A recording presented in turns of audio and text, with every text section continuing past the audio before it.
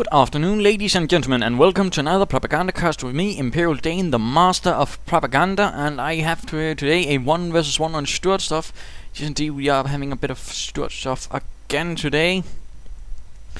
So, for those that don't know, Sturzdorf is a rather industrialized map. Plenty of buildings, plenty of opportunities to sneak around, troops trying to hold the line, and of course, shot blocking and all those sorts of funny bits. Buildings covering the central area, very nice for MG42s. Of course, they can also be moved around, snug about and outflanked. It all comes down to being a bit dexterous and clever. On this, of course, barbed wire can be used for some help, although it's not usually seen in here. This area here, right in the west, does tend to be the major focal point for all action. This one here, not so much, and well, that's generally it. You'll mostly see fighting happen right down this straight line with the victory points. Anyhow, who do we have here in the southern corner leading the Germans? It's JawohlHerHauptman, certainly an enthusiastic spirit in the name of the fatherland. Very nice to see. 352nd Grenadier Division ready to take on those Yankees, and who shall be leading those? It is GI16JO. Marvelous name, or not, at least it's not anything that's going to sound dirty when I then proceed to actually pronounce it, like a certain other fellow. So we'll be calling him Captain GI of the 4th Infantry Division. We shall have to see how he shall persevere while he's trying to press through this French industrial area and crush the lines of the 352nd. And starting out, we are of course seeing the usual pioneers and engineers sneaking about, so nothing deeply unusual there. Pioneers, grab your gear. And second pioneer team hitting the field. Again, it's a very quiet area. It's again mostly based on some sort of French industrial area, possibly with some German forced labor as well, with these barracks right here in the center, barbed wire, and what looks like an administrative building. But who can say? But I do believe we will find the ominous Pitlevsky building right down there. And engineers on the way with their grease guns. The American attempt at recreating the MP40. Many forces, in fact, very keen on creating that, as it was a very cheap and very effective submachine gun. So that's certainly it. The British Sten gun was another attempt, although it strangely ended up with Germans, for example, taking it because the magazines was placed at the side rather at the bottom, which had the interesting ability that made it actually much better when prone than, for example, the MP40 with its magazine sticking right down. Always such bits that can be interesting to learn about. And we see the 1st Rifleman team and the 1st Volksgrenadier team moving both towards right here, the natural hotspot of this map. Although it looks like the Volksgrenadiers are slowing down, and we do see a bike coming out for the Wehrmacht. Quite interesting. Will certainly be able to give us a bit of increased firepower, mobility, and of course reconnaissance. But you usually see that used with an MG42. But again, not going to say it's a bad idea. With Volksgrenadiers, can certainly give them a few helpful advantages if used properly. Engineers moving towards here as well. Riflemen apparently diverting their path towards the central victory point. And the bike, I do believe it's the Sundab. I'm not entirely sure. I'm not a huge bike enthusiast, and it had a rather complicated name, so I apologize, but I do believe it's Sundab or something like that. Anyways, bike chasing down some engineers, riflemen moving in, going to open fire on the bike, and it does get away. Volksgrenadiers moving in to support. They might want to consider using some of those buildings for a bit of aid. Opening fire there on the American riflemen, and the riflemen are quick to take up position in the administrative building, forcing the Wehrmacht, Volksgrenadiers and bike to get out of there before they are shot apart right there out in the open. Again, you generally don't want to stand out in the open, in particular against anyone inside a building, unless you have a flamethrower and you're pretty confident in yourself. Of course, smoke is also very nice to have in those situations. Bike firing away at the engineers. Volksgrenadiers joining in. Might end up very nastily for these engineers who are now standing right in the open. Bike firing away. One engineer is cut down. Engineers engaging a team of pioneers. And the bike continues, and our Volksgrenadiers are joining in as well. And I do believe we're seeing a machine gun emplacement going down there rather early into the game, actually. And of course it's going to cost a bit on the fuel account, of course. If it doesn't get spotted right there, of course no one actually flanks it, it can be nice, but of course all it takes right now at the moment, since there's nothing to actually protect its flanks, is a single Pioneer team with a flamethrower, and Pioneers are repairing this bike, and it proceeds to move out on a flank, it seems, but Riflemen are moving in from the east. This could easily end up very badly. Grenadiers firing away. They do seem to have the slight cover advantage there. Remember, cover is directional, and if they're not in it, and there we go, bike moving in, but it's awfully close and is in fact not benefiting. But now Riflemen are moving in as well. This could easily end up very bad for the bike, which is now cut off from any sort of retreat. Engine damage. It tries to get away, but instead crashes right into the piping. Absolutely terrible, but terrific for the Americans. MG42 though on the spot, firing away at the Americans and forcing them to retreat in a shambles. But so far the Americans do seem to be controlling the center, the Wehrmacht, the east and western points. Americans will be able to more dictate where they will strike, since they do have the center.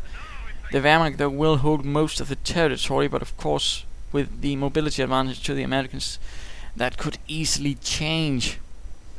We shall have to see. Americans going now for these further out and a lot more secluded away points, which can make it rather difficult to actually defend them, since anyone can just run away easily in cover or set up inside buildings. It can be a bit of trouble for Wehrmacht players.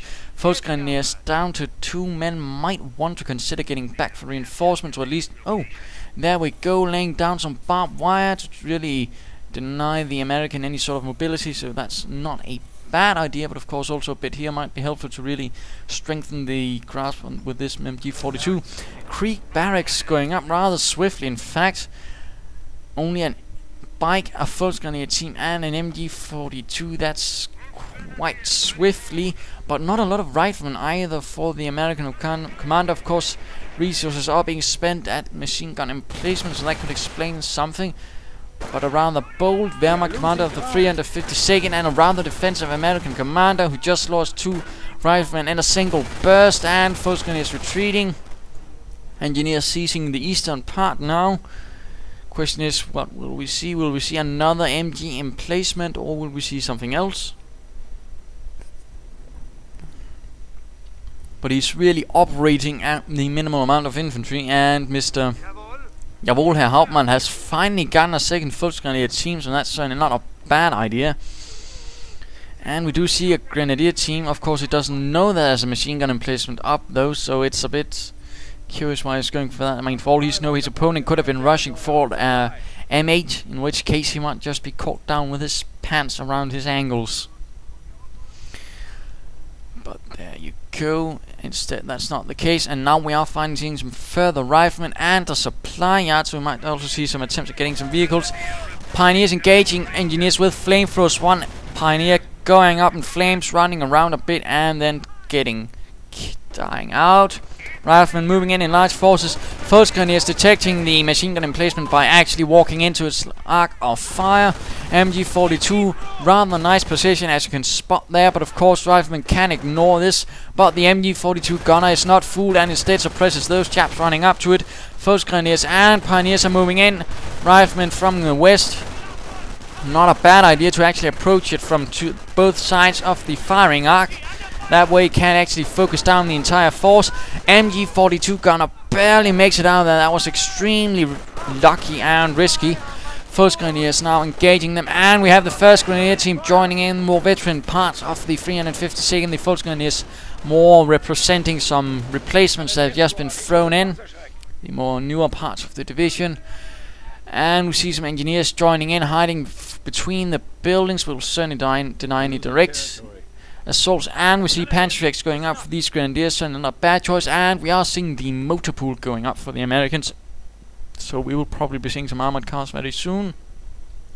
In the meanwhile, the Grenadiers and Grenadiers are quick to flank this machine gun emplacement. Again, note there was actually nothing here to actually prevent it. For example, a bit of barbed wire could really have helped, a mine for example, but instead he just ended up with a sort of emplacement without anything to actually anchor its sights on, so it's Alright, but of course it can easily be knocked out on its own, and that is what is happening here. And my goodness gracious, he's laying down a second machine gun placement right now on the eastern flank.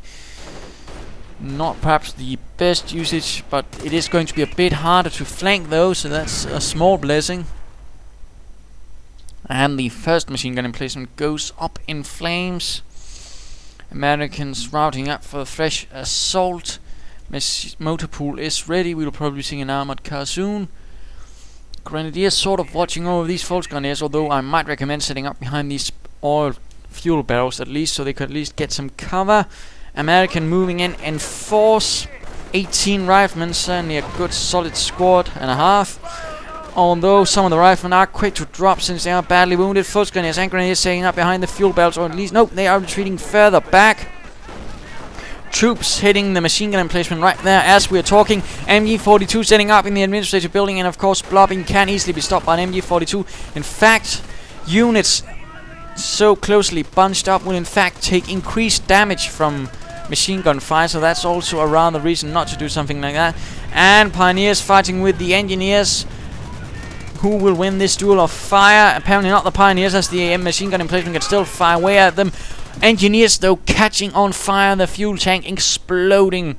Horrible, horrible. And looks like these grenadiers and false grenadiers are securing the center with the MG42 set up right here. Perhaps some barbed wire here would be of help to sort of prevent any direct assaults.